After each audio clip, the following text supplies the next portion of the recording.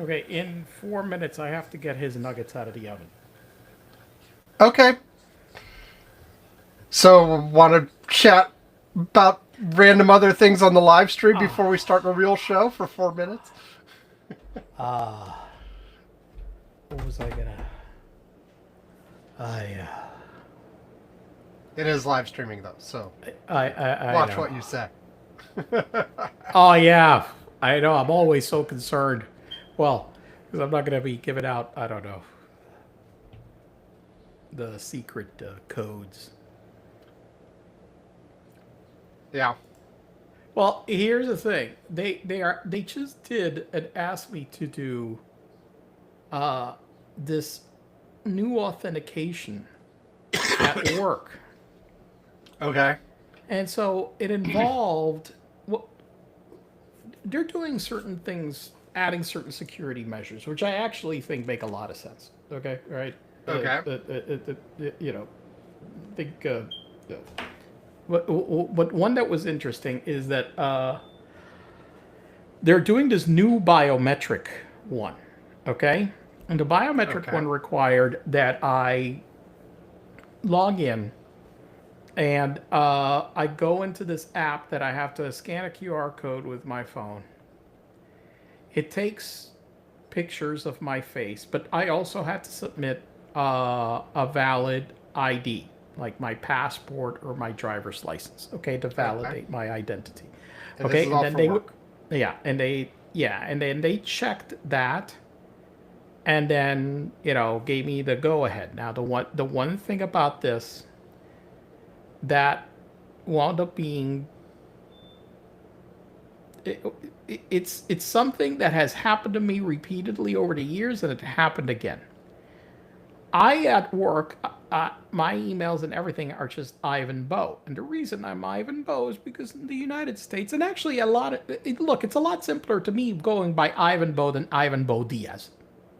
Okay, even Right. though I Yeah. am Ivan Bowe Diaz. Okay, Yes. Yes. but it's just shorter. Okay, honestly, even in Puerto Rico, I used it a lot as Ivan Bowe. Okay, even though my But full there's a name is Ivan mismatch Bowe between Diaz. your papers. Oh, fuck yeah. So the first thing it flagged is, well, the HR records have you as Ivan Bowe.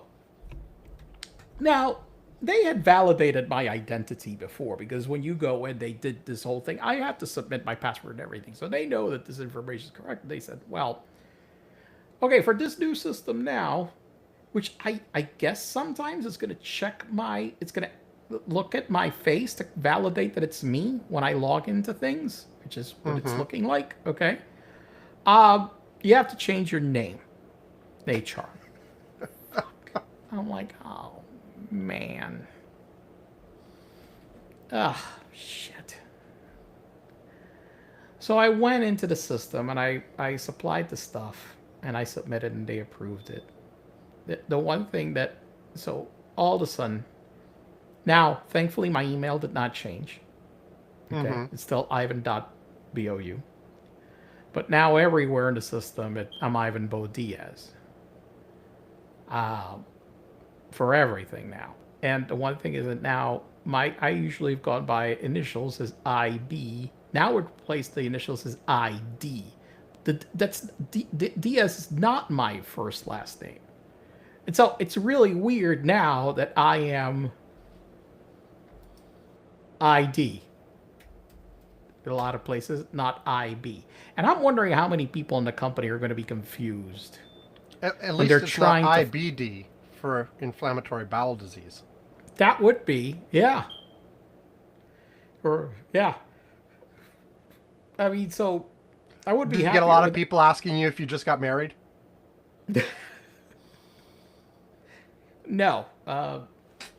So, so yeah, so this is something that has been just like fuck.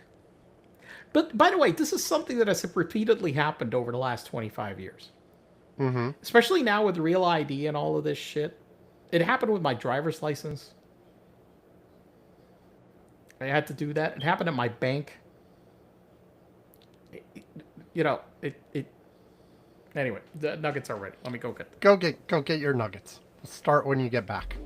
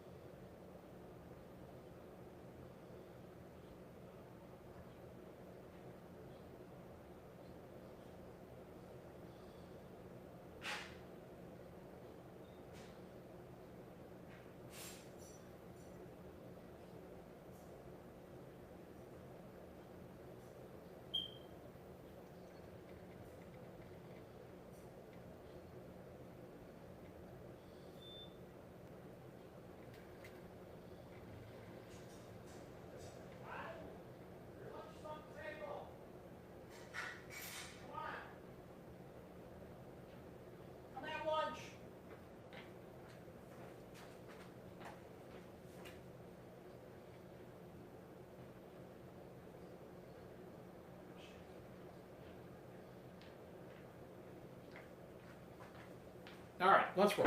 Okay, come on. Okay. Plus, remember, today's Manu's birthday. Oh, happy birthday, Mon. I did not remember. Here we go.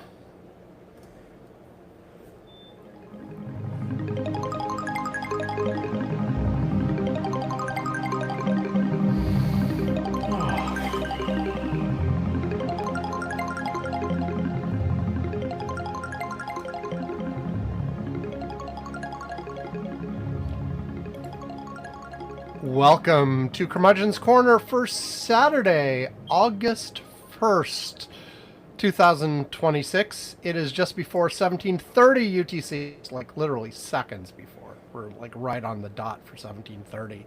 If I keep rehammering like this for a few more seconds, it will be 1730. Yeah. Like, 9 more seconds or so and I'll get there. So, here we go. It is now 1730 UTC. That's very exciting. Anyway, I'm Sam Minter. Yvonne Bowe is here. This is yet another episode of Curmudgeon's Corner. And my dog is barking at somebody delivering something on the front yard. Fun stuff. Anyway, so we're going to do our usual. We're going to have lighter stuff happening here and move into news towards the end. So Yvonne, in the cold open there, we talked about your ID. Any other light fun stuff for the Sam, I have segment? been I've now traveled the last 3 straight weeks. Okay, which is what a reason. Were you on that test Qantas flight that flew 24 hours straight? I would have participated in that. If I had been offered, if I'd been saying, hey, you want to try the 24-hour flight? Yeah, hell yeah. Sign me up. I would have done that. That sounds like fun. I mean, first of all, we're not going to be in a plane packed with 350 people, okay? It's going to be a light load of people, number one, okay? So, just to be clear, not just because it was a test flight. They have to pare down the passengers to have enough fuel to do that. Correct. Yes. I mean, you can't, I mean, you really need to lighten the load. I mean, you have to.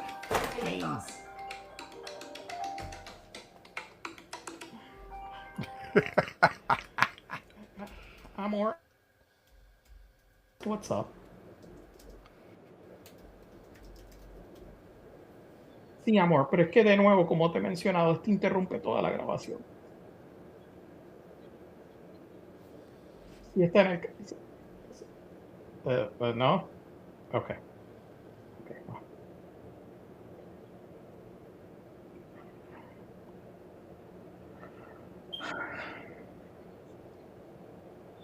Mm-hmm.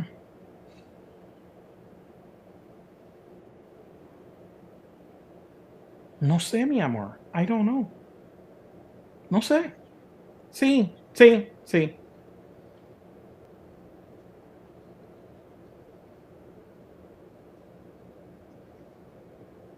No.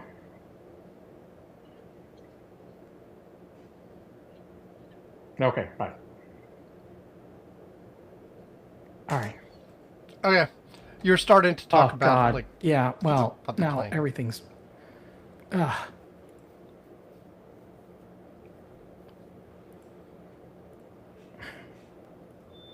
Oh, it says you're recording. We'll record on a new track.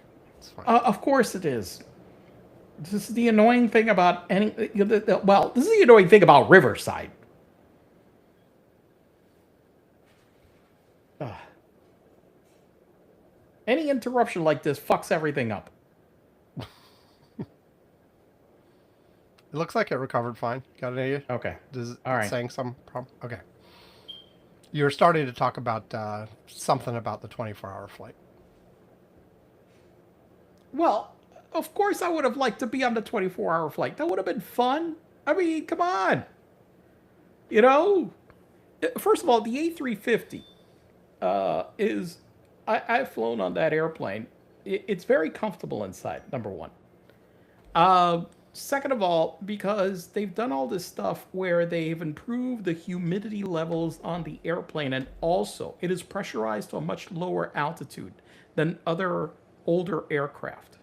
Okay. It's not as tiring a flight as on older generation So aircraft. what were the okay? ends of this flight? Like they went from Australia to the Middle East, right? I don't forget the exact cities. I don't remember. No, I didn't see where they went. I know part of the whole reason about this whole thing about the launch, this flight, that the testing they're doing, is that they're trying to launch. They've been talking for decades now, nonstop service from Sydney and Melbourne to London. That's why Qantas has been doing that, because that's like, But the thing is, everybody keeps complaining that, well, it's going to be a 20+ hour flight. But I've always said that these naysayers are missing the point. There's a lot of people that have to do that, and then they have to fucking change planes somewhere, making the trip 30+ hours. So fuck it. Let's do it in one shot. The hell do I want to go and have a goddamn stopover after flying 18 hours and then go on another 6 or something? It just... No, it's better just to bite the bullet and fuck it. I mean, I guess I mean, if you wanted to make the most of that, you could do an overnight stop and sort of recover, but that takes even longer. Yeah. If you're just trying to get there as fast as you can. Just trying to exactly. Now, here's the thing. I don't even know if Qantas has really Dave played with the aircraft makers about this and then never bought the airplanes, even though they have been given aircraft before that can do this. Okay? Boeing had launched the 777-200LR specifically targeting to do this. And they actually did test flights that showed that it would. But Qantas declined to do it. There was an A350 also before that I believe was capable of it. And that aircraft was used by Singapore Airlines for nonstop service from Singapore to New York, which that was the longest nonstop flight that there was for a long time. How long was that? Like 18 or something? It's close to 20 hours. Okay. Yeah. I'm going to pull that list. Now, of course, nonstop flights. Let's see. So, the top 10. And actually, they are still doing it. They're doing it's still the longest. It is still New York, Singapore. Okay, and but they've replaced the aircraft that they're using for it. They're doing it on A350-900 ULR, which is it's a similar aircraft to the one they were testing. Okay, they did a specific version of the A350 to do that. They used to use an A340 that was specifically done for that route. Okay, and it's 9,537 nautical miles. It's 19 hours, the scheduled duration. And if I remember correctly, that aircraft also it has very little coach seating. It's basically made that, this is, you really don't want to cram people really tight in coach for 20 hours. that actually makes a lot of sense. Like even if you have like different levels within the plane, which I'm sure they still do. They do. They You know, do. if you're gonna be on a plane for that long, you can't have people just crammed into like the little tiny economy seats. It's not going to go well. It Those only people has are. 170 seats. And that's a plane that can carry over 300 people. Okay?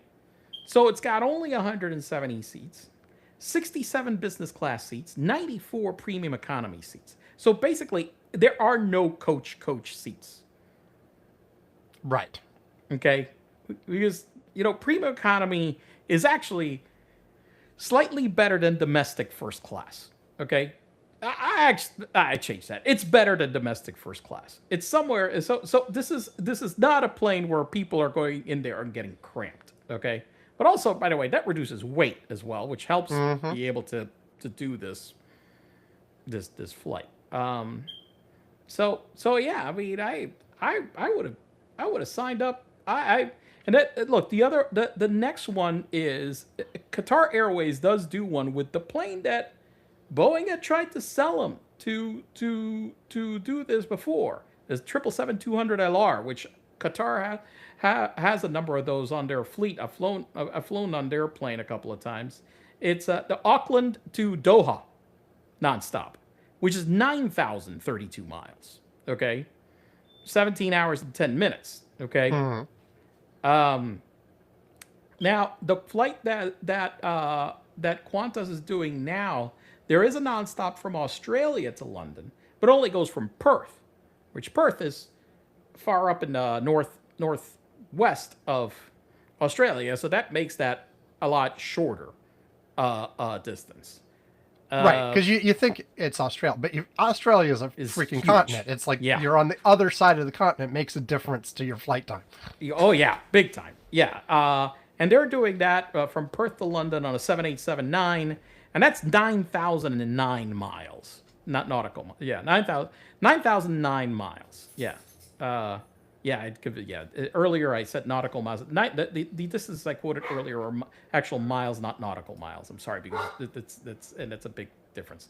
9,537 miles to New York to Singapore, 9,032 miles Auckland to Doha, and Perth to London is 9,009 miles, and that's 17 hours and 30 minutes. Let's see. I think I have been on. Let me see what are the longest flights. What is the longest one that I've been here that's on this list? Let me see. I think it was Dallas to Hong Kong, which is actually only 24th on this list. Okay, 8,123 miles.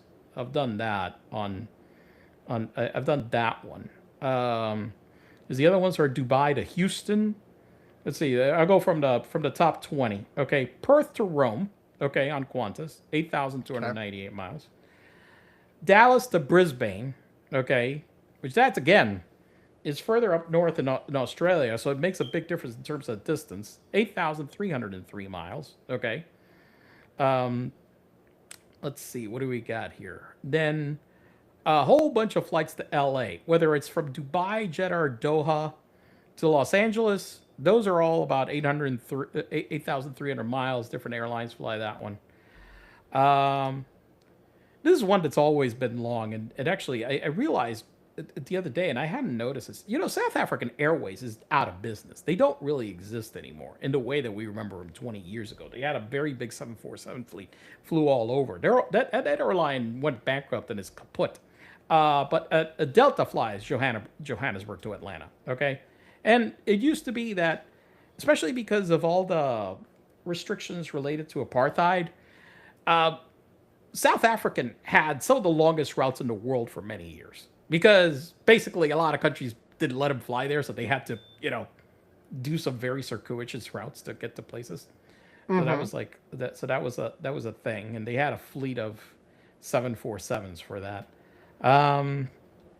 Let's see. Next is Dallas to Sydney. I've not done that. L.A. to Singapore. I flew to but I flew to Singapore now. I flew from Doha. No, so No, I flew from Doha, and I can't remember.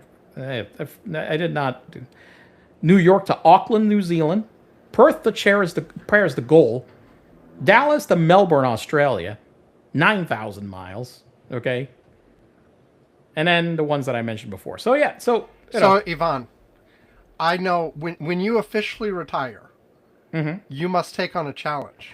challenge to complete this list. Yes, I like this. Complete the top 25 list, but not only Yes. complete the top 25, but in a record-setting pace to complete all 25 in as short a time period as possible. Listen, if I'm retired, I can take on that challenge. I like this challenge. I'll go and I'll just go like nonstop, one to the next, to the next, to the next. You know what I'm saying? I'll just fucking just say fuck it. Just go for broke. You know, I'll try to see the sequence where I'm like, okay, great. I went LA to Singapore. Okay, great. I'm in Singapore. What's the next? Okay, Singapore to San Francisco. Fuck it. Let's go. Next flight. Boom. You know, get there. Exactly. There we go. And you know, talk to Guinness before you start. So you can like, they can be tracking you for the world record. Know what the current world record is, because there probably is one. You know, and then go. This is I like this challenge. This sounds great. I love this. So, matter of fact, you know what we could do if somehow we figure out how to get sponsors for shit and stuff, is to have that sponsored so we could blog live. That's the kind of thing I'm pretty sure you could probably get sponsored by the airlines. By the airlines, yes. right? Yeah. I'm like, guys, listen, I'm going for broke. Fuck it. I gotta see how the hell I complete the top 25 longest routes in the world. Right. There you go. Let's go. Come on. We can do this. Okay, now, before I hijacked this by just saying, had you been on the 24-hour flight, you were starting to just say you'd been flying a lot. Listen, 3 straight weeks that I've been going. This is why I couldn't last week. I was in the Bahamas. Let me just say, listen, the cell coverage over, the data coverage, the cell coverage, also the power was flaky. Okay? All right? Everything was flaky over there. All right? So that was an issue. Okay? Then I was in El Salvador. Okay? I had a lot of talk about the Bukele situation with a lot of the locals, by the way. All right? Which we could talk about that in the politics. Okay, section. elaborate, because I know nothing. I know nothing. Go for it. Well, I mean, look, he's been in power now for 7 years, and look, he is very much Putin style. That is his MO. He came in and took over a situation where the security was shit. Okay? And the economy was crap, and he fixed that. But he's done it in a way that one person confessed to me. Back up just a tad, just to specify, because I had to look it up to make sure I knew what I was talking about. Bukele is the current president of El Salvador. Correct. Since 2019. Yes, 7 years now. And so, okay, give a little bit of history and then the current situation. Well, you got to remember that for a very long time, El Salvador, going back to like shit, remember all the Iran-Contra shit and everything all the way back then. El Salvador was a country that was ravaged by, there were paramilitary groups going all over the place. There was a lot of violence. There were gangs. The country was not safe, okay? Mm-hmm. And it was also a place where turf war for a long time in between, part of Cold War, and how Central America was part of it, with Nicaragua being on one side of the communists and us trying to, and we propped up a lot of dictators in the area as well, and paramilitary groups, and gave them a lot of weapons, and that caused for a long time that the security situation in El Salvador was horrible. It's one of the reasons why the United States received quite a lot of migrants from El Salvador, and why we gave asylum to a lot of people because of the violence in El Salvador, the gangs, and all these things. And look, that election came 7 years ago where Bukele took power. One of the things they were telling me about it is that his father was somebody that was a centrist and actually a leftist. Okay, before, and and he has come in, and the main thing that he's done is just like Putin. What he did is provide safety and stability for most people in their daily lives at a cost of a lot of repression Mm-hmm. and elimination of certain liberties. Okay.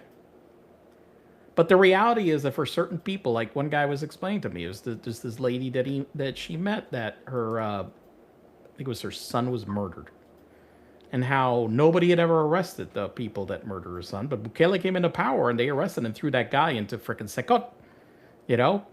Mm-hmm. And so you ask that lady, I'm like, hey, how do you want to live? You want to live like the old way, where you feared like even just walking the street, or is this? And so people are like, I mean, they can't fathom going back to the level of insecurity that happened in the past, where the murder rate in El Salvador is one of the worst in the world, where people never felt safe anywhere. And you know what this it reminded me of. Oh, we talked about how after when they toppled Saddam, Right. how the Iraqis, in many ways, many of them were like, "Damn it, we were better off with Saddam."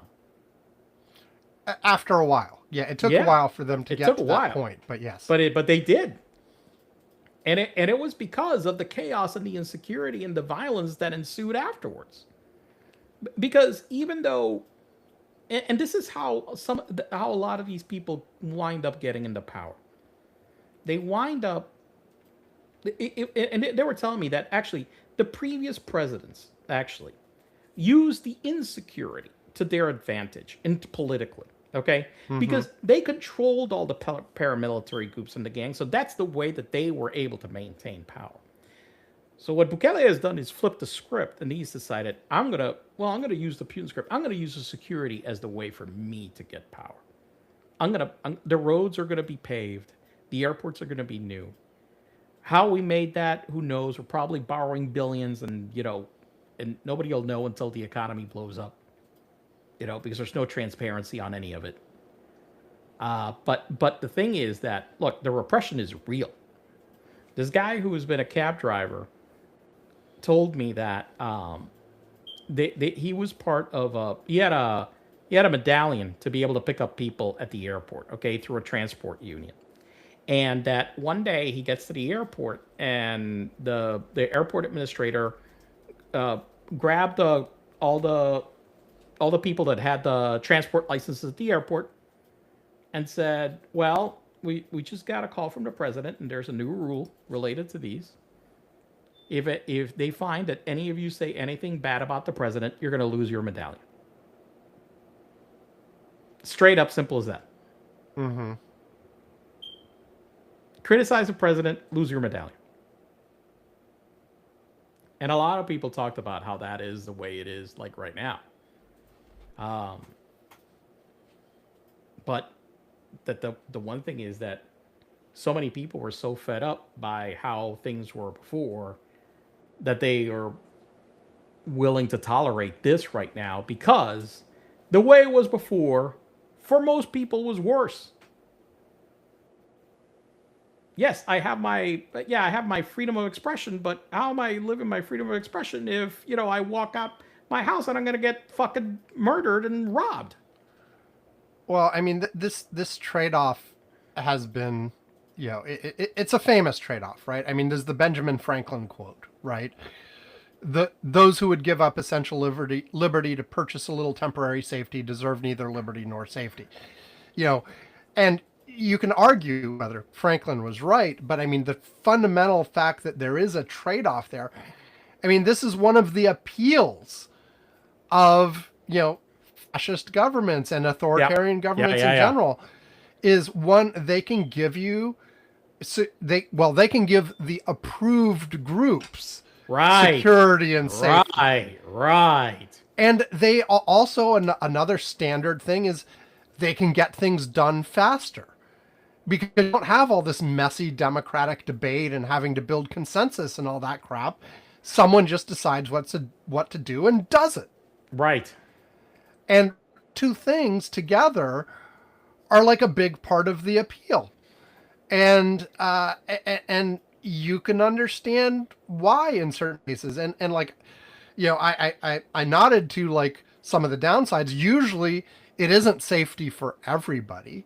No. It is safety for a specific subgroup that is in favor. If nothing else, it's safety for the people who are willing to conform.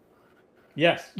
But most generally, it's wider than that. Oh yeah, yeah, and if you actively oppose them, you're going to wind up dead. Yeah, simple as that. And like or and jailed in inhumane conditions. Yes. Right, and just to be clear, I said wider than that. I meant the out group is usually wider than that. In like the narrowest cases, it's just the people who actively oppose the regime. But in most cases worldwide, they're disfavored ethnic minorities. They're disfavored religions. There's, they certainly tend not to like LGBTQ type folks. And there are all kinds of, out groups. Some often women, more generally, and it's just and if you are in that favored group, and sometimes the favored group is very small. It's like wealthy landowners or something. It really depends. But, if you were in the favored group, you can definitely see, oh, okay, everything's nice now. This is actually better for me. If you happen not to be in that group, you're less happy. The thing is that there are very few leaders that are like Joe Biden. Or I'll bring an example, not from US, Jose Mujica, who was the president of Uruguay. Okay. The president of Uruguay, right? Okay, Uruguay right now in the Americas is one of the safest, most developed nations in the Americas. Okay, strong economy, broad security, broad democracy, all the things that you really want in a democracy. And the thing is that the President Mujica was one of the humblest people that you had ever met. This is a guy who did not go to be president to enrich himself. His house was, a shack. And he refused to move to the presidential palace. He gave away about 90% of his monthly salary to help poor people. And it's not like the President Trump's giving away of the salary where he is making all this money. He literally drove, and I saw the pictures, a 1987 Volkswagen Beetle. Nice. This guy... Was it yellow? No, I can't remember. I think it was like green, if I remember correctly. Okay. Yeah. It was, no, blue. He helped pass laws to make abortion legal. He passed laws to allow same-sex marriage. He made Uruguay the first nation to control and sell recreational marijuana. And this guy spent 15 years locked up as a guerrilla. But this guy brought the nation together. And he did it not to make himself rich, but to make everybody's lives better. Everybody's. Mm-hmm. And, I'm sorry, but Joe Biden was the same way. And he tried very hard. And he got treated like shit. Fortunately, this guy was not treated like shit by his people. He was revered. Okay. And, which is why Uruguay right now is one of the strongest democracies there is. As a matter of fact, I keep seeing a lot of places recommending, hey, if you want to retire, a nice retirement for Americans that want to go abroad, one of the recommendations is Uruguay, definitely. And I let me tell you something, and it is appealing. I'll tell you what, it's one of the places the ex-Nazis went, right? No, you're thinking Paraguay Paraguay. I mean, and Argentina, right? and But Argentina. I thought I knew a little Probably bit of some Uruguay. went to No, Uruguay as well, probably but not all as over much. South America. But Let's say. but there were a lot in Brazil, and they were in Paraguay. But the most famous really is more Paraguay, not Uruguay. Okay. Paraguay is completely different from Uruguay. Paraguay. They is both end not. in guay. I know. It should be similar. I know. That's how it works, I know. right? You're doing the same thing as I did with what was the African nation I went and On map tap. no. This was on a quiz that I had. I never forget. Well, I was in eighth grade in my geography class, and they go with Africa, and like I'm terrible at African countries, and the problem also with African countries is that over the years they change a lot. It's not very static. There's been quite a lot of changes. Countries that were there, There countries have that been disappeared, and so there's a lot of. It is an area that a lot of geography has changed a lot in the last 40 years. And there's like on the order of 50 of them as well. Go ahead. Yeah, and there's a lot of countries. So I still remember that there was let me see. I think right. It doesn't right. It doesn't exist anymore. There was a Republic of Upper Volta. Upper Okay. Volta, yes. Yeah, but which is now Burkina Faso. Okay, since '84. You see, this is the confusing shit. And so, all right. So, but here's the thing about this. I knew I was doing this quiz, and I was like, "There's an Upper Volta," and then I thought and I'm Lower like, Volta. Fuck, that's I right. remember this story. Yeah, I Yes, mean, go like, ahead. fuck. I mean, if there's shit, I mean, I'm like, I know it asked me to name. I don't know how many countries in Africa. I'm running short on this list, and I'm like, fuck. Well, if there's an Upper Volta, there's got to be a Lower Volta. Well, there is no Lower Volta. Why the fuck? Then I keep going. Why the fuck did you name it Upper Volta anyway? If there's no Lower Volta. There is a Lower Volta bridge. Well, yeah, but not a country though. It is a Lower Volta bridge. Yeah, but not a country. It was constructed in 1965 through 1967 by German contractors. Over the decades, it suffered from poor maintenance and increasing traffic, Okay. making Did it collapse? dangerous for drivers. Did it collapse at some point? By 2009, locals were calling it a death trap, with concerns over rusting joints and deteriorating sealants. In 2013, there was an appeal by the residents nearby of Skogopi to the Ghana Highway Authority. So the Lower Volta Bridge, by the way, is not in Lower Volta. Oh, that's even more confusing. It's in Ghana. To repair the rusting expansion contraction. Despite calls for repairs, only minor fixes were made. The bridge's structural integrity continued to decline. In 2018, the government promised repairs, but reports in 2019 showed ongoing accidents, with motorcyclists being the primary victims. After a local politician's murder in 2020, protests erupted, with residents blocking the bridge. The Ghana government is planning to build a new cable-stayed bridge to be started in 2021. Obviously, But the this bridge is not information collapsed is of yet. date, but apparently not. Okay. So, Okay, but that's more that's even more confusing. anyway, Anyway. we somehow got on this from you've been traveling a lot. And I'm traveling next week and maybe the other week, and I'm like, I don't know. This doesn't stop. I will mention one thing. This episode that we are recording right now is episode 999 of this podcast. So that means Whoa! next week is episode 1000. Wow. I have in my head something I want to prepare special for Fireworks? the beginning of A drone the show? Yes, fireworks, a drone show. Indeed. Ritual sacrifice of a goat. I don't know. You know, I did mention this. You know, we're talking about ritual sacrifices that in El Salvador, that, you know, there's a lot of volcanoes. Okay. Okay. So I asked the customer to see if, you know, it was part of the contract negotiation, whether we just needed to, you know, offer some human sacrifices over at the top of the volcano. They didn't say no. Okay. Well, that works. You know, a good way to seal a deal, I guess. Yeah. I mean, that would be a unique, innovative way to seal the deal. Right. Okay, we've gone a long time. So let me just do one movie instead of two. Okay. Okay. From 1976, the original Rocky. Ah. Now, I had seen this before.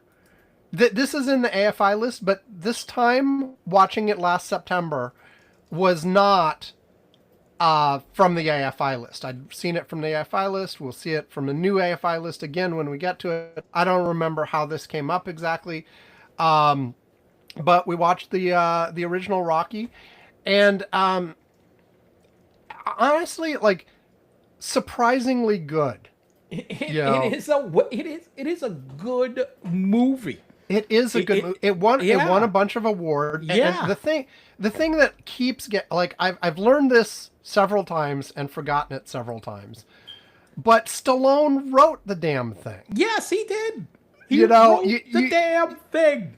You think of Stallone as like his character, sort of like Yeah. a dumb guy, you know. A dumb rube, yeah. But no, he wrote no, the damn thing. He wrote it and was apparently a major part in like the whole process of making this. By the way, into a they movie. made a documentary recently. I was about to that, mention yes. the documentary. Isn't it about to come out, or did it already come out? I'm not sure if it came out, but I know that there was about. A documentary. No, there's the new one that's coming out is a biopic.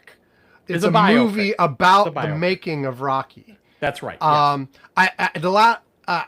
I saw like a preview for it recently, and I was Yeah. like, oh, that actually looks kind of cool. I kind of I want to know. watch that. I saw that. I am thinking about seeing that now.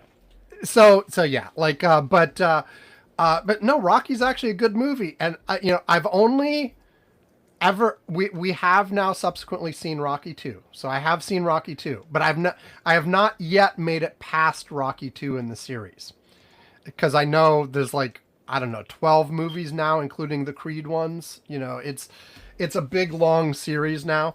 So I don't know how it deteriorated or not, but like the first movie is pretty damn good, Yeah. and you feel for this guy, you feel for his girlfriend, it's not just about the boxing, it's about their relationships and what they're doing and going Yeah. on.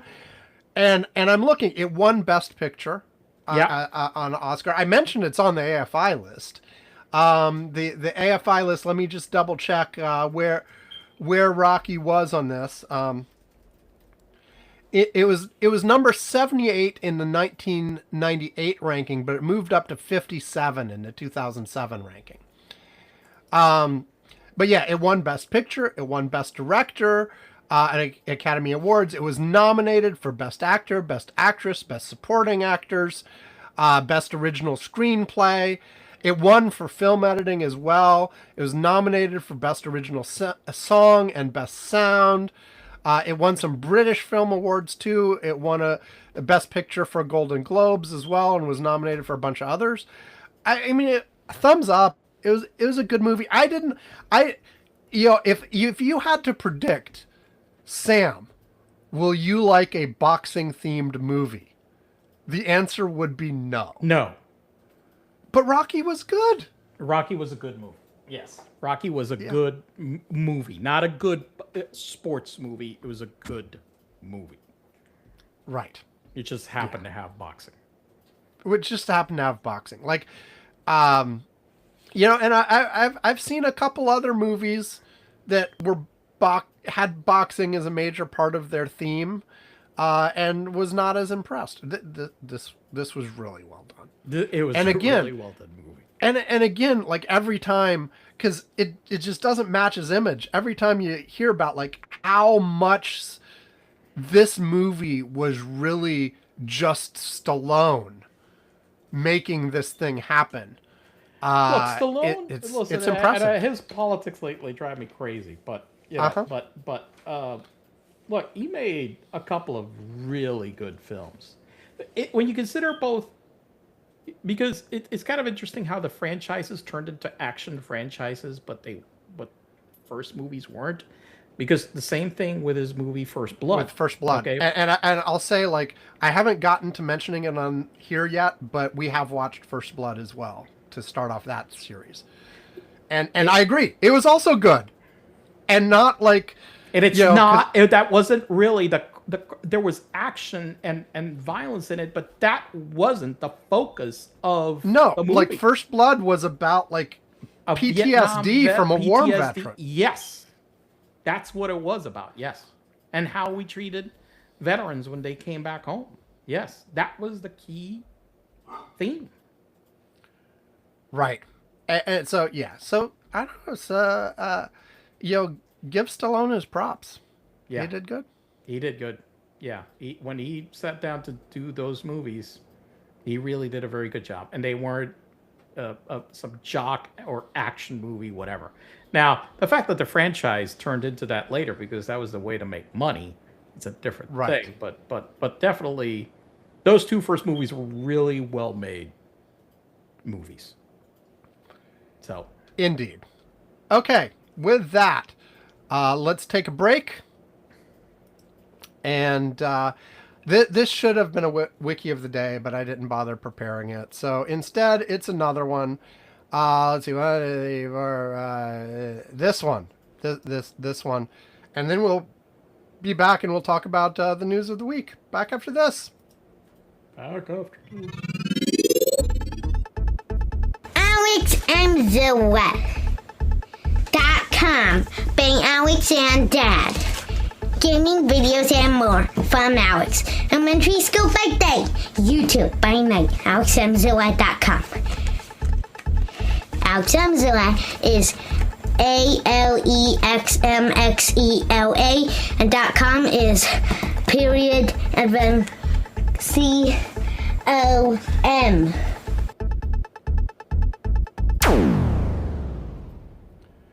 I will mention that yesterday, last night, for some homework assignment for school, rather than answer the question that was actually asked, Alex submitted a transcript of an episode from his channel he published in 2021 but was recorded in 2016. No, don't give him any ideas. Like, he can't hear that. Like, don't give him any idea. No, it was an episode from his channel from 2021. And I'm sure the teacher will much appreciate that. And, it's got him and his sister bantering about a video game. Again, he published it. We'll get a very high grade. But it was recorded when he was 2016, so when he was 7. So, yeah, I'm sure the teacher will enjoy that. Anyway, where do you want to start news-wise? It hasn't really been a really big news week, although we've had a few things going on. Are you kidding me? There's a whole bunch of shit going on. There's a whole bunch of shit, but there's not like one big dominating thing. There's lots of little things. Go ahead, pick one. Let me pick one. Pick one. Let me see. I don't know. I gotta look. Now I gotta think.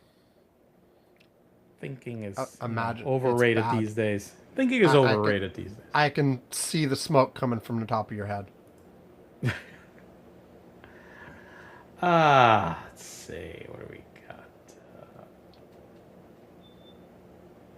Well, let's talk about... This is a late breaking. And we got... what happened to the prosecution of the guy with that vandalized the reflecting pool? What happened? They shot him in the head. Oh, they did the public square execution in front of the golden horse. At the ellipse. In the reflecting pool. In the reflecting pool. Oh, I see. They had to take him to the scene of the crime, do the public execution. You don't want blue for the reflecting pool? Let's try red. Ah, yeah. Okay. Yeah, no. Of course, it's not only is it gone. It's gone because the Department of Justice themselves came and said, Okay, it wasn't him. The people, the contractors screwed it up. That's what was wrong. And Was and Trump now, happy about this? just in the last couple hours, I think even since we've been on here some more, Donald Trump has indeed been ranting about how he disagrees with Jeannie Perillo, by the way, who is the specific. Is that her name? Is I thought that it was how you Pir- Is it? I don't. Piro? Is it? You're Piro probably or right. Piro? You're probably Piro. I- It's got I- a P listen, and some R's. I don't. Close I don't know. I don't. I actually, now that you made me doubt this, I don't. I got It's Piro. Pirro. Yeah. Okay. Yeah. Jeannie I Pirro. thought it was Piro. Yeah, not Perillo. I'm like, what the hell? Where's Perillo? I insert extra syllables whenever I feel like it. It is my God-given right. Well, shit. Okay. Yeah. Okay. Anyway, Jeannie Pirro, who is now serving as the Is it G? U.S. Attorney Janine. Okay. You're gonna drag me over the coals about getting people's names right, Mr. Irritable Bowel Disease or whatever your initials were. So anyway, he is saying that she was mistaken and she should not have done this. And there are obviously, bad folks at play doing bad things to the reflecting pool, and he posted as proof the letter, the 86 and 8647 that was put into the White House, not the White House lawn, but the lawn in the park by the White House, because of course that's part of the reflecting pool, I guess. I don't know, but yeah, no, obviously it was miscreants, and they shouldn't have let this guy go. And Ms. Pirro here probably doesn't have too much longer left in her job, I would imagine. Yeah, you think? I don't know. He may let her slide for a little while, but she's clearly not going to be on his good side now for a while. Plus, she's a woman. He basically, his pattern right now is. I mean, I've noticed how the incompetent men keep staying in their jobs, but not the women. Yeah. I don't know. There was no other. The only thing surprising about the developments here is that the DOJ actually initiated it rather than the judge dismissing it out of hand. Yeah. That was the one thing I expected it to be dismissed, but all of a sudden I definitely did not expect the DOJ to be okay. Yeah. Now, to be fair, in a bunch of other cases, they have done similar.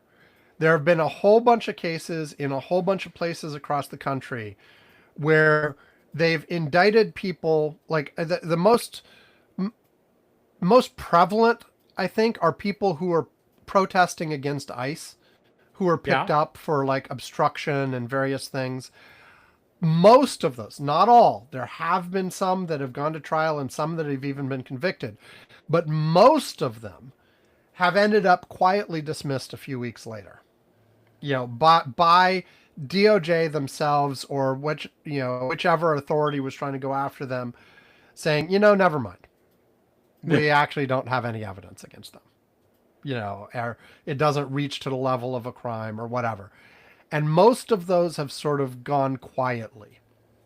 And again, some have gone the distance, and some people have even been convicted. Most of those, like the one that got the most publicity a couple weeks ago, was one where the protesters actually did get violent. They actually did assault the police officer with some sort of weapon. I forget what it was. And the police officer ended up okay, whatever. But there actually was violence. which is very different than, the protesters who are just, videoing and making noise and yelling at them to go away and stuff like that. So. Okay. What's the current state of the reflecting pool, by the way? It's still like drained and they're redoing it, right? Well, I mean, yeah. I mean, right now it looks like shit. I mean, it looks like shit. Right. But it'll be ready for July 4th. Of which year? Oh. Wait, have we already passed July 4th? Oops. Oh, yeah. Yeah, no. Yeah, I don't I know. mean, it will be ready, I'm sure, for some July 4th. Just not sure which. Well, Donald Trump could say, screw it, and put the, little lawn umbrellas and tables like he did with the Rose Garden. Oh, God. It becomes. So you think he'll just fill it up with cement? The reflecting plaza. Ah, well, that might be. Make it an actual mirror instead of water. That'll solve the problem. Make it a mirror, or you know what? Listen, you remember those in the Looney Tunes cartoons where they would paint a fake tunnel hole so you would crash into the wall? There was a story just within the last few weeks of some lady who actually crashed her car into one. Literally driving into one of those. Yeah. So how about we just make a fake thing so it looks like the reflecting pool is there, but it's just a fake painting of it. Well, that's his problem. He put down the blue, but then he put water back in. Why do you do that? Just leave the blue. No. What you do is that you cover it up in cement, and then and then paint the reflection of the Washington Monument. Yeah. So from the right angle, it looks like it should. Right. Yeah, those there are people who do sidewalk paintings like that are really really cool. Yeah. Of course, the trick is you have to be at the exact right angle, or you can't. It looks details, but You guide all the pedestrians so they can only access it from that angle. Exactly right. There you go. I don't know. Whatever. And some of the Gilded Horses did premiere this week as well. Fuck. Jesus.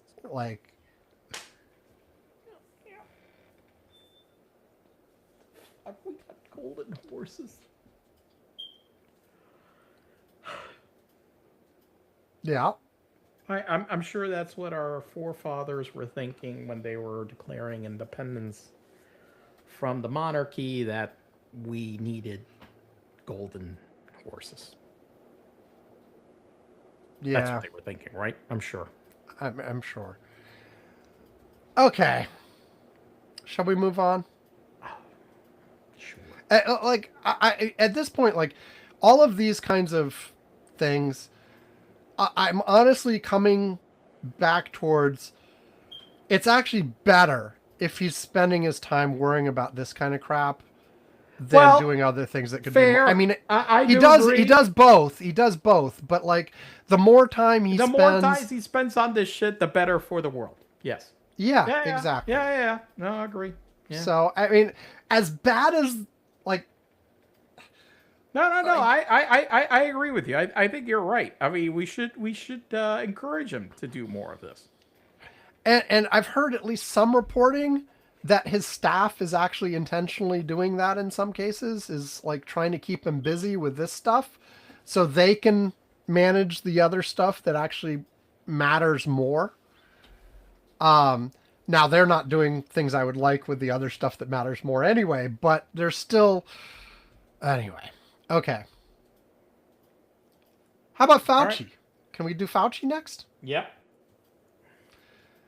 So they had Fauci come to a Senate hearing, and he pled the fifth to everything, which must mean that he is guilty and everything about COVID was his fault. He personally made COVID in a lab. It's not just a lab leak. Fauci himself he created was, it, right. released it, Yep. etc. He belongs in jail for sure. No,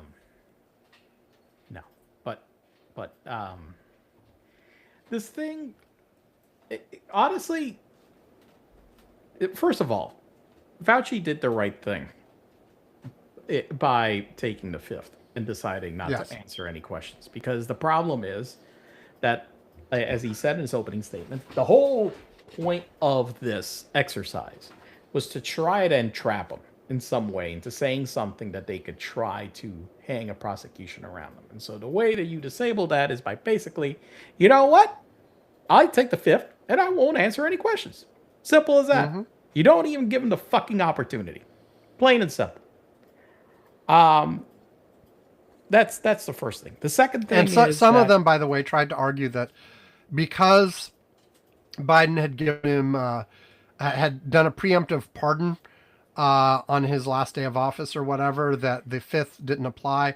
But the pardon only that's correct. That covers but the previous pardon acts, but if only he- applied. Yes, but if he lied now, that would be a new act. Exactly. And of course, what they were trying to get at, and what all perjury traps are about, are trying to get you to say something that you just trip up. You misremember something slightly. You say something that was correct about your belief, but was not actually true. Things that are not an intentional lie per se, but are disagree with something enough that you can make a case of it. And we've also seen in the Trump administration, we were just talking about the stupid reflecting pool thing. They are very willing to engage in a prosecution that is unlikely to survive to a conviction, Right. just to harass you. And, So and Comey you just and need all the these slightest and all these other pretext. people. Yeah. Yeah. So no, he did exactly the right thing. The second thing is that the senator from Kentucky, the one that apparently is not I guess medically proven to be brain dead at this. I mean, well, maybe he is brain dead. Hey, I don't McConnell's getting better. Oh, he is? That's what I've heard. Oh, okay. The senator from Kentucky that was present at the hearing is a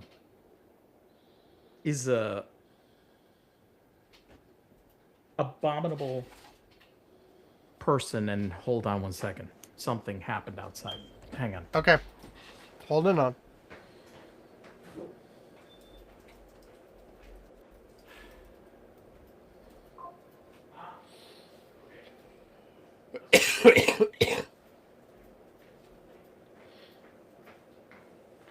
Okay, no, everything's fine.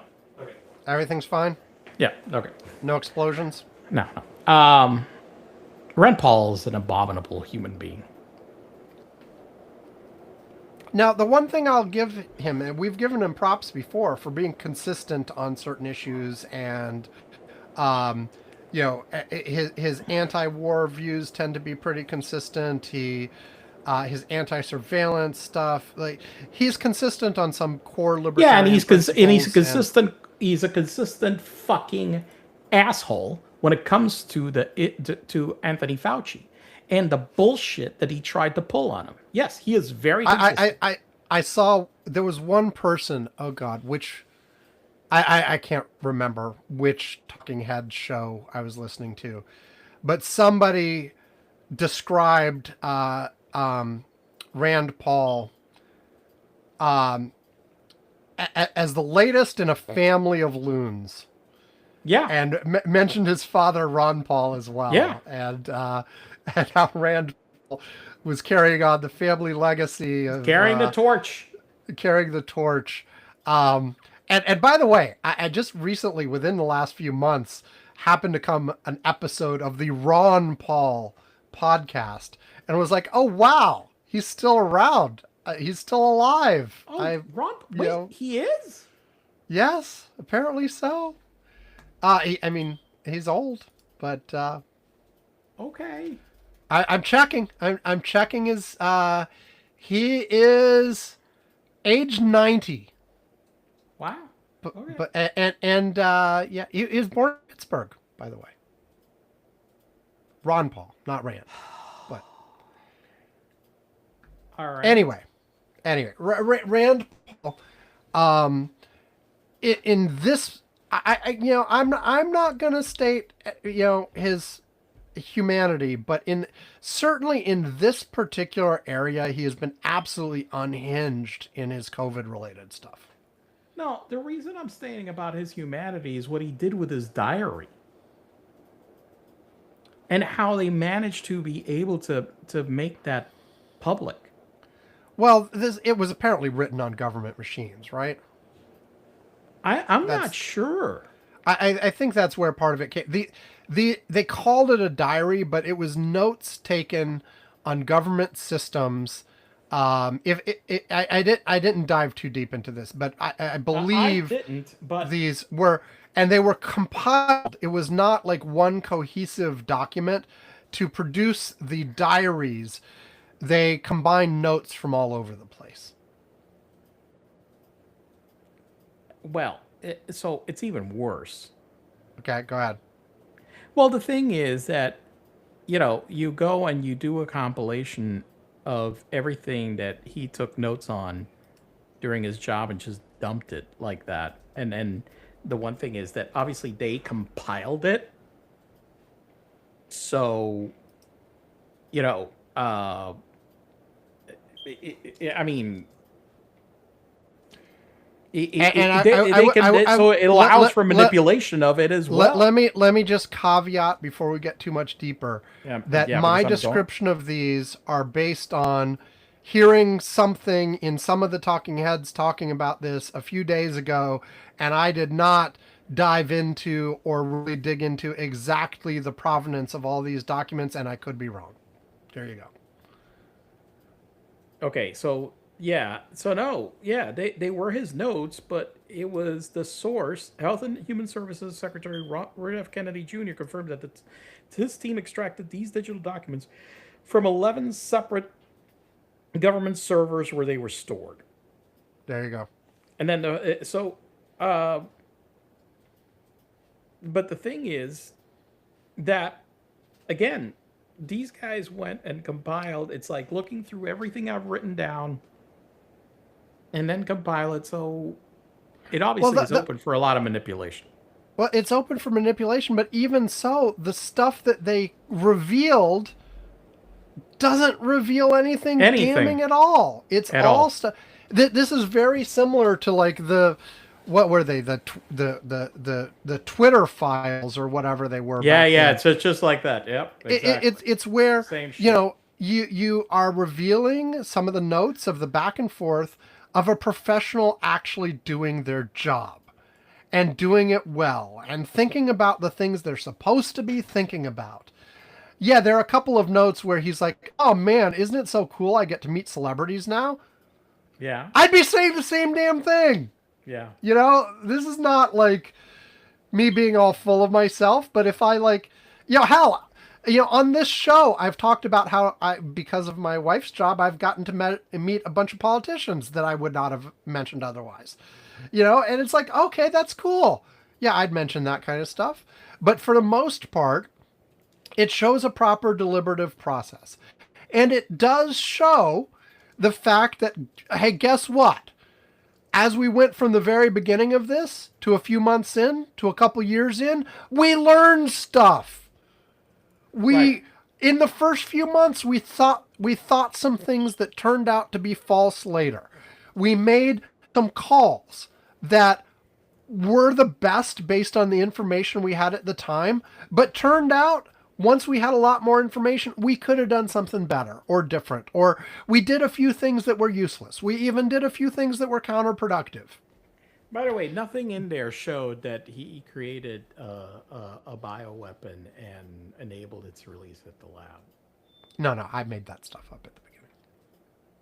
No, I know you did. No, but I'm confirming the fact that in these documents, nothing of the sort. No, and even with the sort of lab leak stuff, there's nothing new here with that either, because what it shows, which I believe is still the case today, which is you can't rule out any of the major causes. There's just not. Right. You can't rule out that Correct. it was a lab leak. It might have been.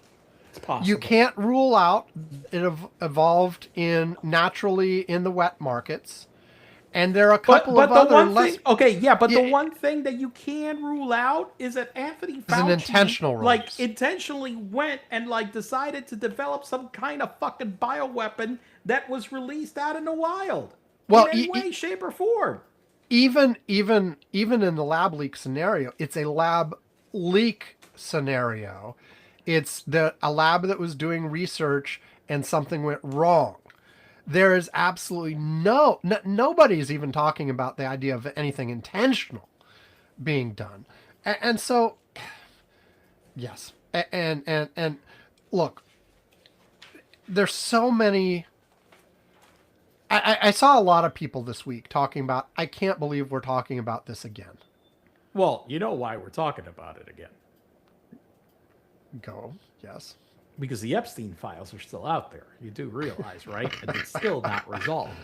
And if you think that's bullshit, let me tell you. No, I got the story for you. But, yes. That is, you've got a war, and you've got the Epstein files. It's still not going. You got Todd Blanche over there trying to get a Senate nomination. So how do we distract from everything?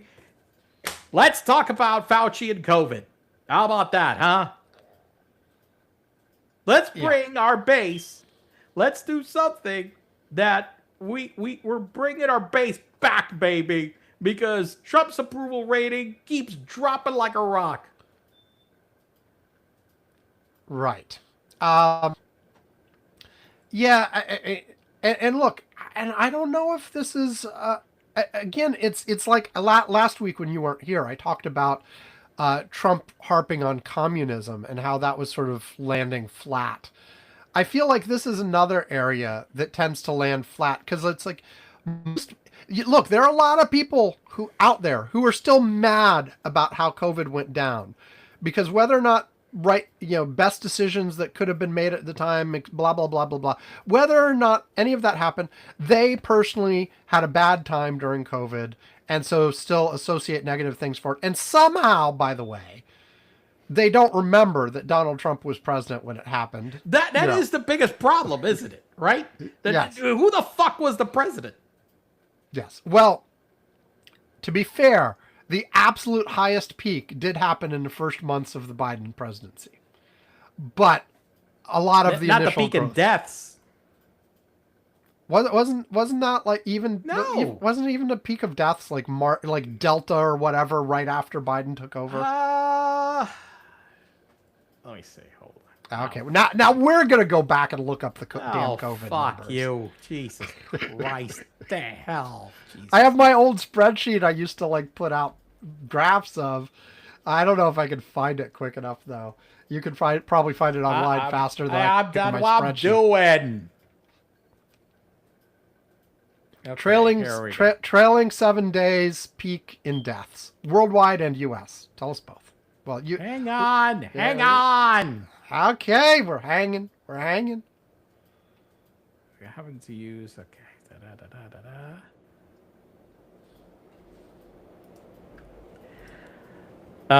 Winter 2020-2021 was the deadliest wave. The absolute peak of the pandemic occurred in January 2021. Recording he's still president January 2021. Recording over 105,000 deaths in a single month. I forget days. What's that? What's December 2020 and February 2021 also February 2021. There also you go. exceeded 80,000 deaths. But let's be clear about this. It was, for the most part, still Trump's.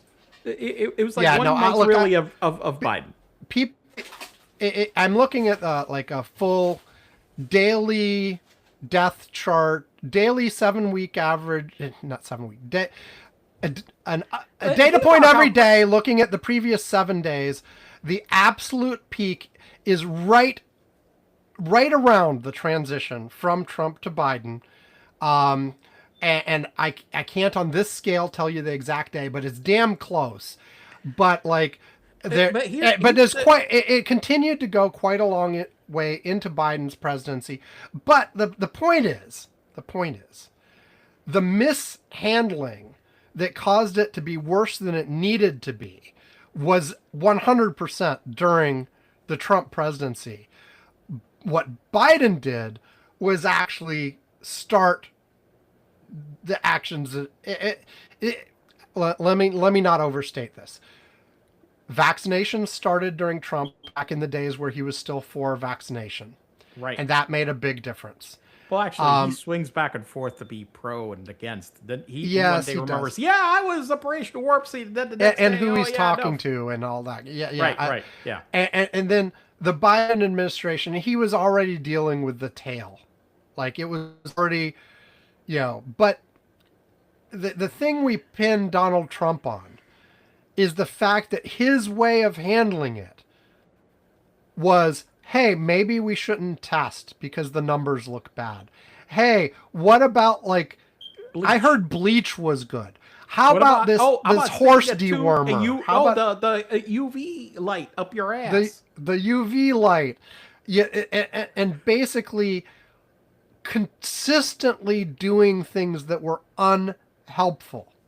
Not just hey, the argument against the Fauci stuff, which was also during the Trump presidency, just to be clear, the beginning of it, was somebody trying to do the best they possibly could with the information they had, and sometimes succeeding and sometimes falling a little bit short, usually because the information just wasn't there yet and they had to do the best they had. Whereas the Trump approach was, what will make me look better in the next 24 hours? Or what little thing can get through my brain, because I didn't understand what they were saying about the UV light.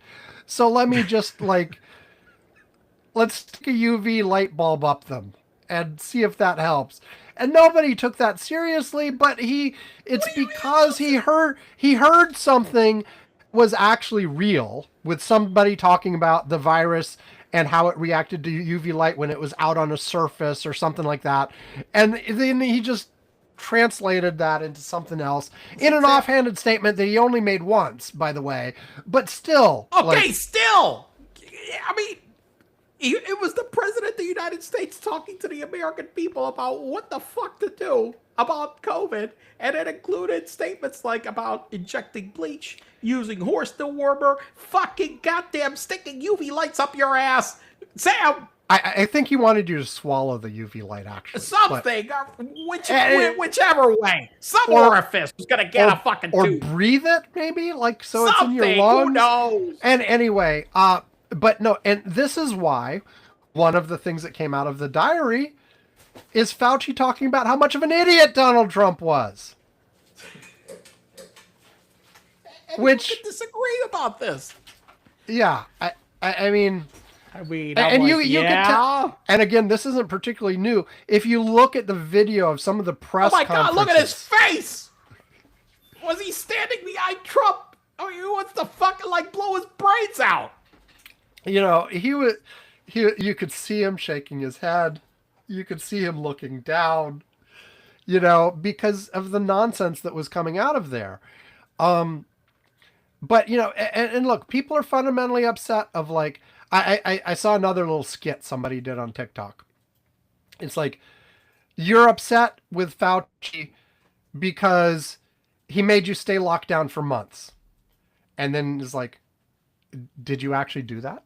Did you stay locked up for months? No. Right. You're upset because he made you wear a mask? Yeah. Did you wear a mask? No, of course I didn't. And look, yeah, we had in the U.S. we never had a lockdown even approaching what they had in many other countries. Not even remotely close. Even when there was talk of it, people were still going out, people were still doing stuff. We had the whole thing where we're oh, you don't have to wear masks in restaurants anymore because you can't eat with a mask, which of course other places still had the restaurants shut down because of that exact reason. Right. Yeah,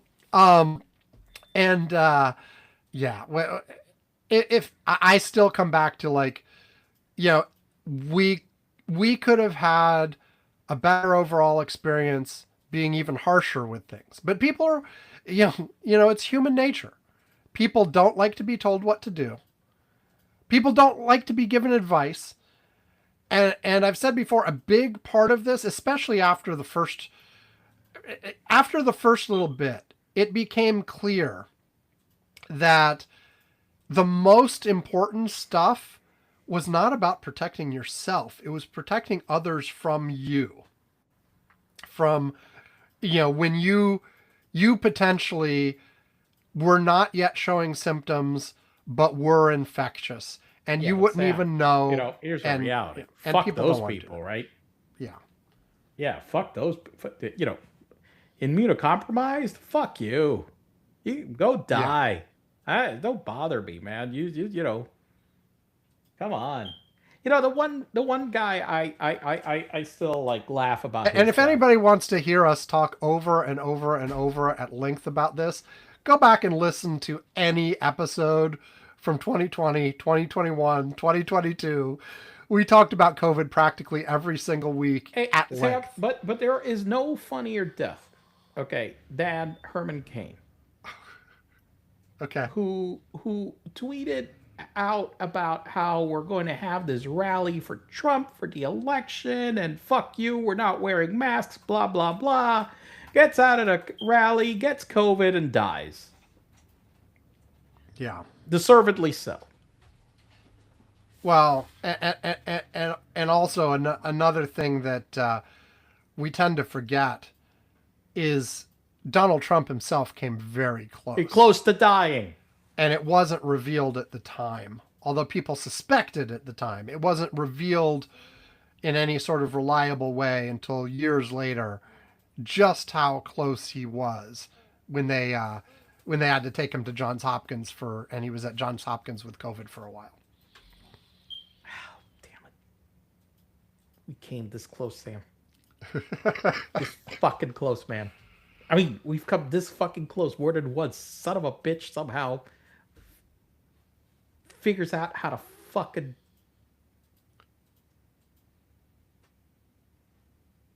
Unreal. Anyway, Fauci gets a bum rap. Fauci did exactly what he should have at this hearing. There are absolutely things that you could, especially in hindsight, backseat drive what Fauci did during the pandemic. But for the most part, the honest story here is here's a public servant doing his damn best with limited information and with superiors in the administration who are trying to undermine him at every step. And he did the best he could. They didn't just try. They succeeded. Yes. Yeah. I mean, it wasn't just tried. They actually succeeded in undermining him. And by the way, just to throw it out there too, this was the end of a very long career. He also did some very significant things during the battle against AIDS, decades earlier. Yeah. He deserves awards, not this kind of treatment. I believe Biden did give him an award of some sort. Biden did, yes. Yeah, but anyway, he doesn't deserve any of this fucking bullshit from damn Ron Paul. But Rand, which always keeps reminding me why it always seems like so justified why his neighbor basically beat the shit out of him. I don't remember the details of that. There was some other beef going on between the two of them. Yeah, but you know what? Given how his demeanor is, I'm not surprised. I hear you, but just to be fair here, they did send the guy to jail. They sent the guy to jail. It was a significant beating. Rand Paul was in the hospital. He had significant health issues coming out of this. Yeah, but my point is that I can understand why somebody would be motivated to do so.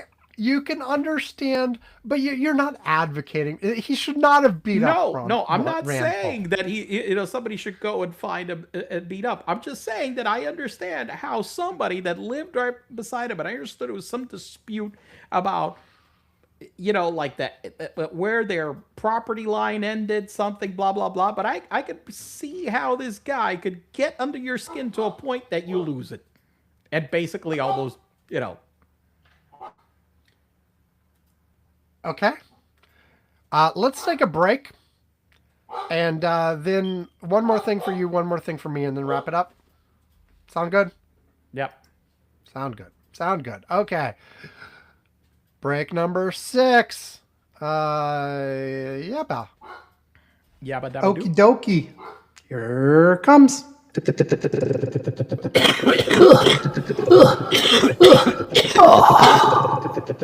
is just my internet being stupid. My internet is being stupid. It is a new song we will make.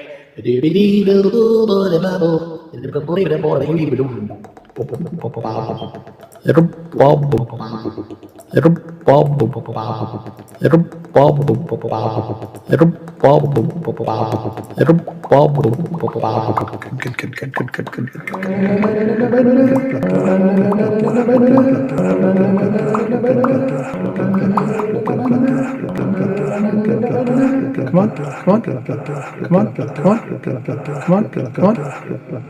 Oh, I'm tired. What's wrong? I'm really tired. It's amazing. Show on the road. There's a road? There's a road? Oh my god, there's a road! Okay, Mr. Bo Diaz, what is your next? Yeah, wait. Now that you've changed this at work, we have to identify you that way here forever too. That's right? fine. I probably should get used to it anyway. Okay. Yeah. Okay. Anyway, what's your next pick? Are we gonna have a? Is Todd Blanche's nomination dead?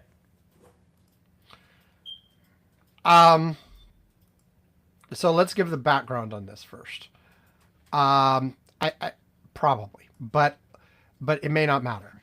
Okay, the background is the reason this is even a question is specifically that 2 Republican senators publicly and reportedly even more privately were really upset about that 1776 fund for people who were harmed by the weaponization of the Justice Department under Biden.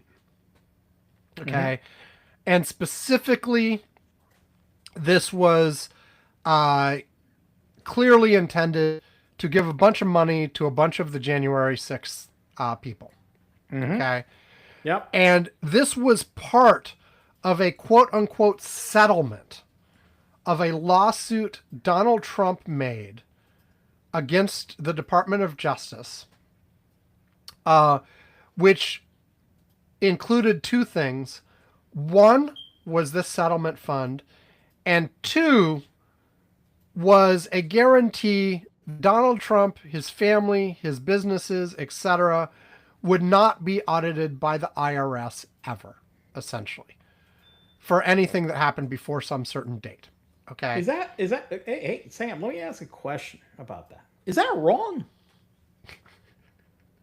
I mean, is that normal? Is that what presidents do? Yes, all the time. So, I mean, Clinton now, has this, right? And so now a judge has already ruled that this settlement was improper. Well, the lawsuit that led up to the settlement was also improper because Donald Trump was both sides. no, It was shit, Donald. Really? It was Donald Wow. Trump as a private individual suing the government that he is a head of, where he could tell them what to do. Okay,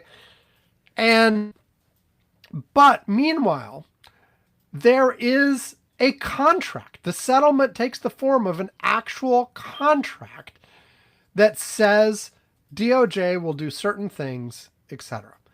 Now, this guy, what's his name again? I blanked out. Todd Blanche Todd Blanche. was his personal attorney in this fucking thing. He was originally the personal attorney. Most recently, he is acting attorney general after Trump got rid of the last one. And Who, by the way, what gender was that person that got rid of? she was female. Wow, so shocking. Yes. Anyway, Blanche has been going around to Congress and everybody, the press, everyone saying, it's dead. Don't worry about it. It's dead. Because it got so much pushback, even amongst Republicans, that this is bullshit. You know, with the specifically the settlement fund, but one of the most flagrant, insane ploys I have ever seen a president do, and the reality is that he's probably not done yet at trying even worse. Well, yes, no, I'm sure he's not. And the settlement fund has gotten the most attention, but frankly, the immunity from audits is also pretty significant. Audits and prosecution based on it. Because you know, he's got tax fraud way up over his head. No. You know, like, no. It's just no. Anyway, Donnie? No. Blanche has been going around talking about it's dead.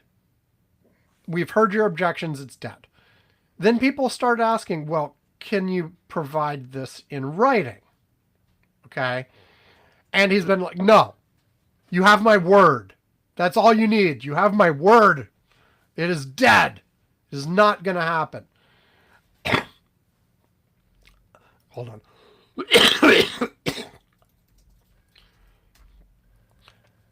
And then people pointed out, by the way, look, it's a legally enforceable contract.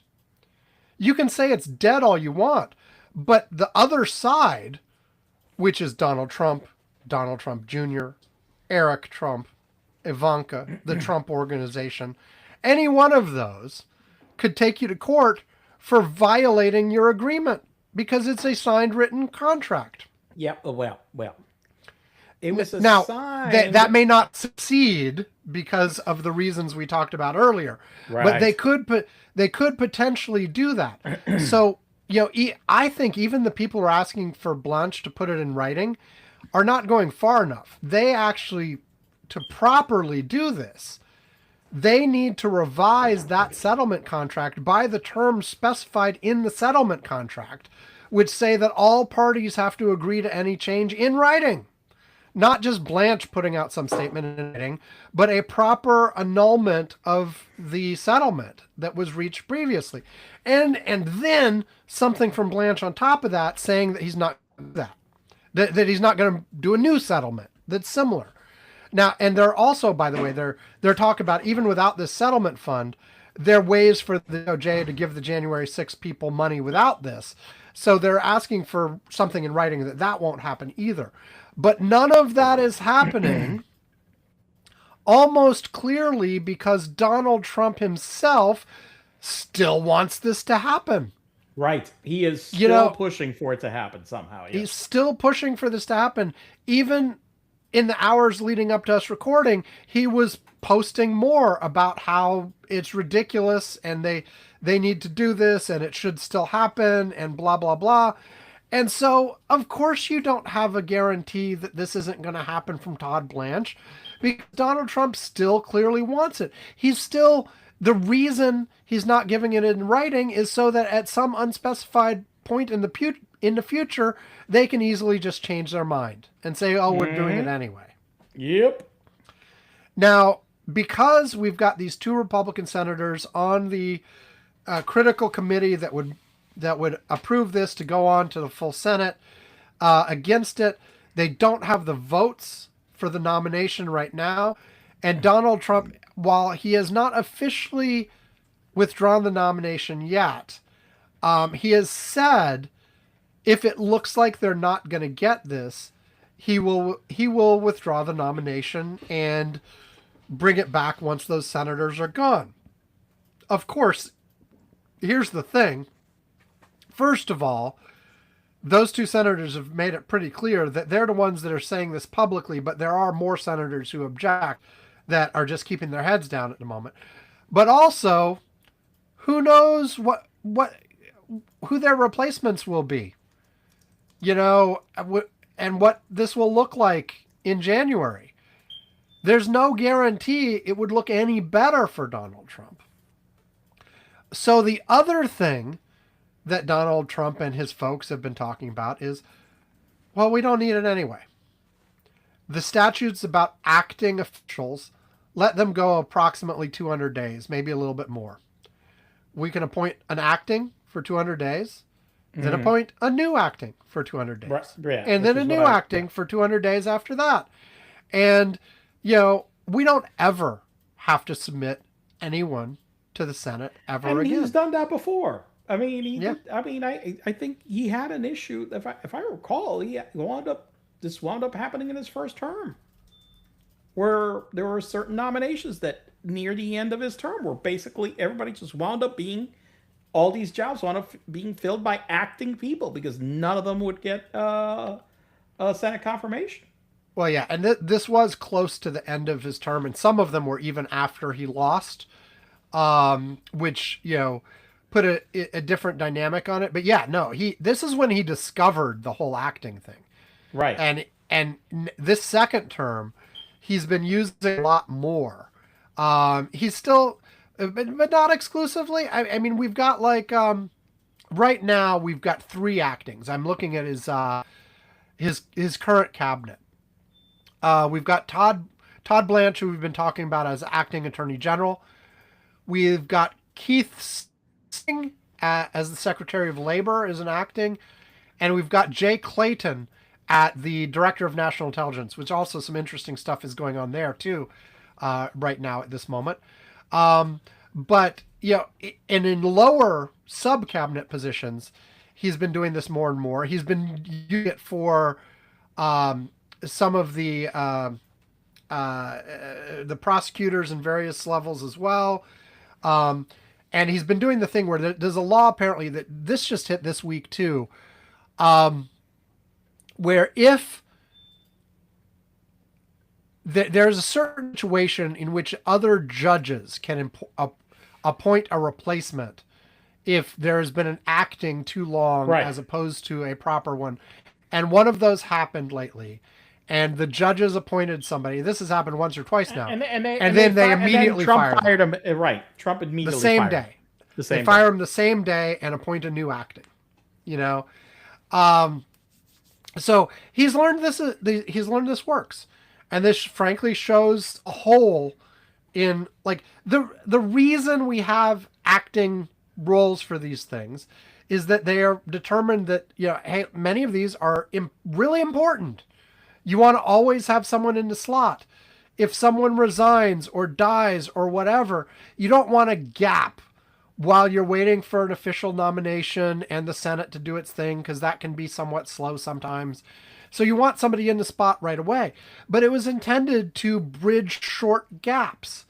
It was not intended to be a method to completely get around the Senate. And but it's quickly evolving into that, and points at needs for reform once we have, Congress and president who are willing to look at reforms.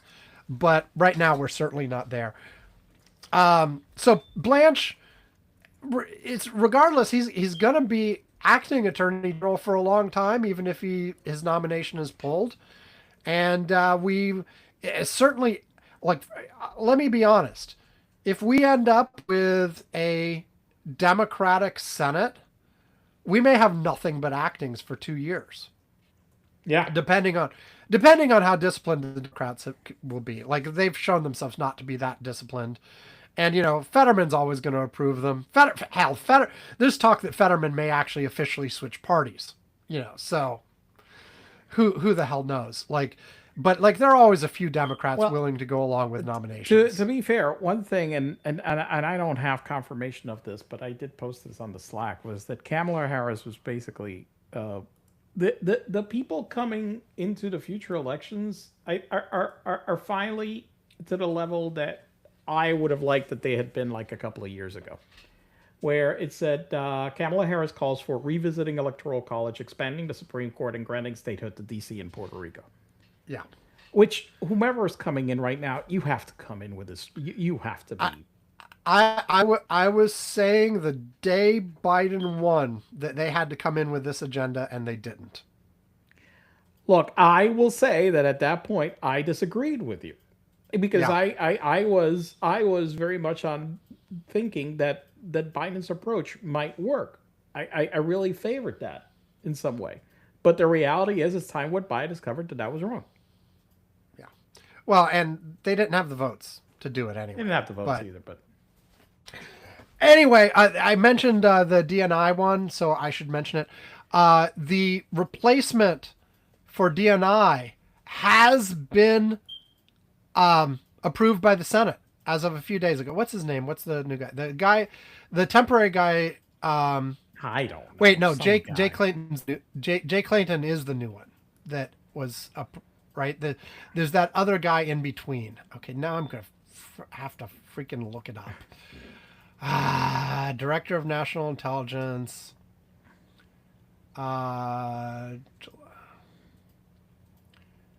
Who was the interim? They've got him listed as assumed office. Okay, here we go. I Jay Clayton is the new one. He's not enacting. Sorry, he is the new one. He was approved by the Senate on July 28th, officially. However, he has not yet been sworn in, and they apparently appear not to be in a hurry to do so. Because Well, because the interim guy, I do have to look up his stupid name. It makes no sense if I don't. List of people. Come on, list of people. Bill Pulte was the acting. oh yeah, that guy. From June 19th to the present. He had no intelligence experience whatsoever. His primary purpose was to find... no, or was it no intelligence whatsoever, or no intelligent experience? No intelligence experience. Probably no nice. intelligence either. But his the primary mission he was given by Donald Trump was to find evidence that the 2020 election was stolen by foreign entities, thus the DNI stuff, right? How did that go? Well, he's not done yet. That's why he hasn't left, apparently. Oh, he's trying to complete his mission. So apparently there was a cabinet meeting yesterday at Camp David, by the way. We know how Donald Trump hates Camp David, but the cabinet meeting was at Camp David. And both Pulte and Clayton attended the meeting, but they made clear that Pulte was still acting. Clayton had not been sworn in yet, and they have not given a date that he will be. Now, it may well be that by the time people listen to this episode, they will have sworn him in. They could do it today, they could do it tomorrow, they could do it Monday, whatever. But they're delaying for seemingly weird reasons, because, and you know, the speculation, I shouldn't state it as fact. The speculation is because Pulte hasn't finished doing his job yet. Because that first presentation on 2020 kind of fell flat. And so, and didn't convince anybody. Didn't provide anything that could be used to charge anybody. No. And so maybe he's still looking. No. Wow. He's gonna find the real killer. Yeah. He's working with OJ's estate as well. Yes. Okay, that's all I gotta say. Should I pick one last thing? No, Or should we just wrap up? I need to wrap because it's Manu's birthday. Happy birthday! How old is he now? 14. 14. He did just complete his first family workout. I'll send a picture of that. Okay. We all went to the Slack. That was why we were. Yeah, that's why we were running a little bit late. We actually all worked out together. Very nice. Oh, God, Well, I'll say that I actually look. I did a full workout, and then I stayed and worked out more to help Manu work out as well. So I did a stupid, ridiculously long. You know the horrible thing about you saying Manu's turning 14? Fuck yeah. It means this one here is about to turn 17. Fuck me. Yeah, I know. Now I know why it's like- Danny Glover said he was too old for this shit. Fuck. Okay, Jesus Christ. Okay. let's wrap this sucker up then. Yeah. Okay. Curmudgeons-corner.com. Go there, find all the stuff. Find all our old episodes, transcripts, all the ways to contact us. And of course, a link to our Patreon where you can give us money at various levels. We'll mention you on the show. We will ring a bell. We will send you a postcard. We will send you a mug. All that kind of stuff. And yeah, we'll do stuff and stuff and stuff. And at $2 a month, $2 a month or more on the Patreon, or if you just ask us and we feel like it, we will invite you to the Curmudgeon's Slack, where Yvonne and I and a bunch of others are chatting throughout the week, sharing links, doing all kinds of fun stuff. I mentioned TapTap earlier. Several Ed and Yvonne and Pete have been specifically playing lots of MapTap, which is where they give you clues about a place on the planet. You get with the fucking program. Yeah. I hardly every once in a while I'll jump in with a Wordle or one of the other games. Yeah. Like once a month or something, I'll jump in with one, and but I'm not doing the daily games. I just don't have. I don't have the routine. Yeah, I noticed. Deeply embedded enough. I noticed. So anyway, but MapTap, you pick places on a globe. It's an unlabeled globe, and it asks you, for instance, where is Ouagadougou? And you have to put the little pin in Ouagadougou. Right on where the fuck it is. And you get more points the closer you are to the actual spot. Anyway, they've been playing that a lot. You get all this kind of stuff. So Yvonne, what is something from the last week of the Curmudgeon's Corner Slack that would make people really desperately want to join the Slack or come back in if they haven't been for a while? Well, I shared a couple. One thing is that I shared a picture of the fact that I packed this week in a rush in the middle of my trip. And I went and I grabbed a tube of toothpaste. I had these little travel tubes of toothpaste, these little tiny ones. And I didn't realize it until I put the toothpaste on the toothbrush that I grabbed some bubblegum flavored toothpaste that's meant for kids. And very nice. Oh God. I cannot explain how much I hate that. So you do not like the flavor of bubblegum? Especially as not as when I brush my teeth, I want it to be minty fresh. I grew up on mint, and I have not been able to get used to any other flavor. Like even when you go to the dentist and they offer you they offer you mint, all these other cherry, do you want and I'm this? like, no, mint. I want minty fresh and bubble gum. Fuck. I was like, what the fuck? Somehow my hotel, for some reason, even though I didn't ask, they actually had left a little kit with a shaving kit and a toothbrush or whatever. So I was like, oh, thank God. So you got some mint. You got some mint. I did get some mint. So that's one thing that happened.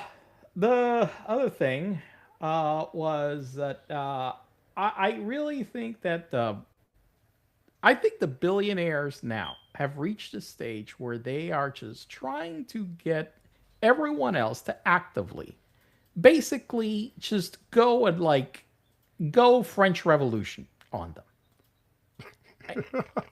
I, I cannot explain anything else when I see that there's this moron called Tobias Lutke, co-founder and chief executive officer of Shopify, who spoke during the Toronto Tech Week, a homecoming event in Toronto, told his social media followers this week that a tax-tiered voting system, one that would strip voting rights from anyone who pays no income tax, would be a good system. Why don't we just skip entirely and you vote by paying? Paying. And the more you pay, right? The more you pay, the more get. votes you have. Yeah. Right. Sure. Yeah. Why don't we just go straight to that? Why not?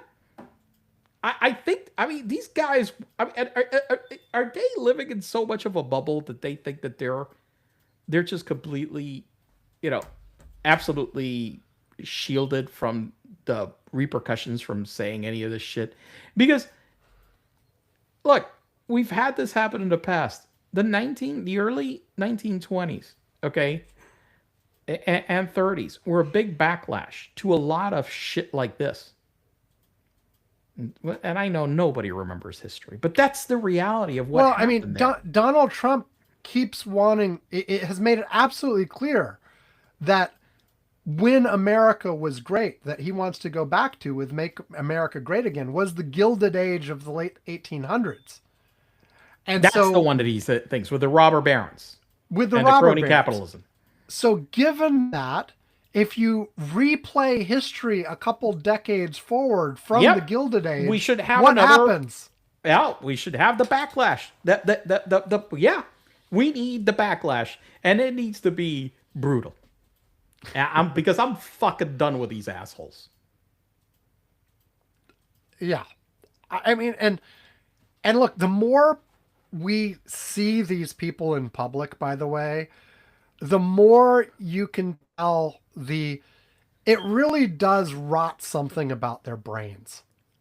Yeah. Like, you Shit. know, yeah. there are very few that get that wealthy and to remain sane. Right. Because fundamentally you've got, and this is the old power corrupts thing too. It's true of wealth as well. I mean, it's fundamentally, if you can basically get everything you want without pushback all the time, and you end up surrounded by yes men who are constantly telling you how brilliant you are, and everybody surrounding you has an agenda because, they're all wanting something out of you, one way or another, any time that I got into an executive role and there were like all these people that started coming up to me and kissing my ass, it really repulsed the hell out of me. Well, it's one of those things that I'm just like, shut all of you. Look, there are two ways it can go, right? One is you enjoy them kissing your ass so much that you just start assuming that you deserve it and you actually are right about everything and you're amazing.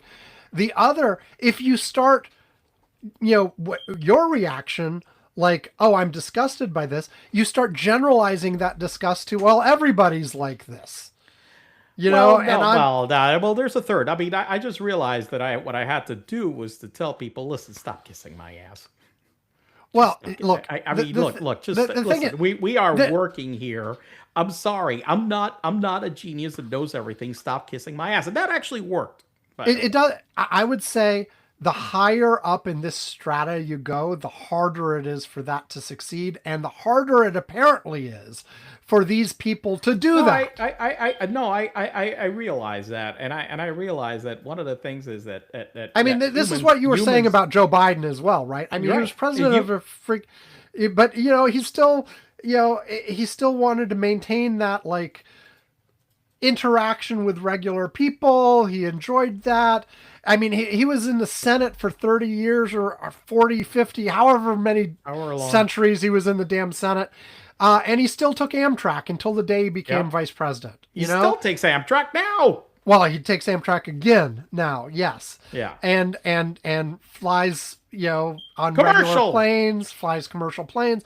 All I of am this sure kind that of stuff. there are plenty of donors that would go and like offer Joe Biden a fucking private jet ride.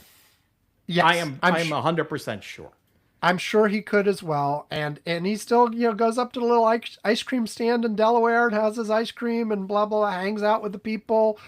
Jimmy Carter was teaching Sunday school until he physically couldn't anymore.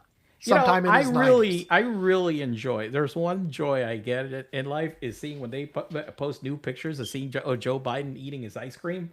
Damn it, I really like that because he genuinely looks happy, and I love that. But anyway, like it is clearly whatever portion of the billionaire class who is able to not do that. I don't know. Is Buffett better? Like Buffett was way better. Oh, and listen, Buffett was one that went up and gave a speech specifically saying how it was nuts that he was paying less taxes than his assistant. Literally, and said, raise my damn taxes. Literally, I mean, fucking went up and said so. Just to be clear, you said was. He's still alive. He's 95. Oh, yeah, he's not. No. But, well, I said was. He's no longer the head of Berkshire Hathaway. That's the reason why I was saying it, not because he's dead. Sorry about that. Yeah, I keep thinking, because he's retired, okay, from work. But he said this. He lives in the same damn house that he lived in fucking whatever. I mean, but clearly, it is the minority. Like it is the vast minority. Although I will say, if you look at the list of like the top 100 richest people or something, there are some that live the celebrity billionaire life, and there's some that you never hear from. Right. I saw something recently about like whoever's the heir to the Walmart fortune. Oh, the Waltons, yeah. You never heard like, but you never hear from them really. There's 4 of them, but the one woman who's the most prominent, and lives in some town in Arkansas, fairly modestly, goes about her day, is not surrounded by a retinue. Like, so the thing I saw recently was someone was doing a random TikTok video in the town and interviewing random people, and ended up interviewing her having no freaking idea who it was. And then only found out later. Anyway. But yeah, so yeah, there's a I don't know. Most of these people are just. I mean, like my old company Bezos, like you could see the difference over the 20 years I was at the company. Oh my God, how he has changed! Good Lord. Yeah, it is. I mean, and there was one particular moment where it seemed like it snapped, where all of a sudden he showed up on TV. And he was buff, and he'd done this stuff to his, how he was dressed and all this stuff, and it looked like, wait a second, something just changed here. Did you have some sort of little mental break here? What's going on? And then and then he cheated on his wife, and then he did this, and then he did that, and then and it's like, I mean, he may have been doing that stuff before, who knows? But all became public, and he clearly like started relishing in the fucking like midlife crisis. That's for sure. Yes. Yeah. Anyway. Okay. Well, anyway. Are we done? We're done. Yes, we're done. Okay. And if any of those people, by the way, want to challenge me with whether I can handle money without turning into an asshole, please, just drop a few billion. I'm happy to take that challenge. Yep. I'll do my best to retain my mental health in that scenario. You too? Okay. You too, Yvonne? Will you? Sure. Yeah. Okay, here we go. Stay safe. Blah, blah, blah, blah. Bye. Bye.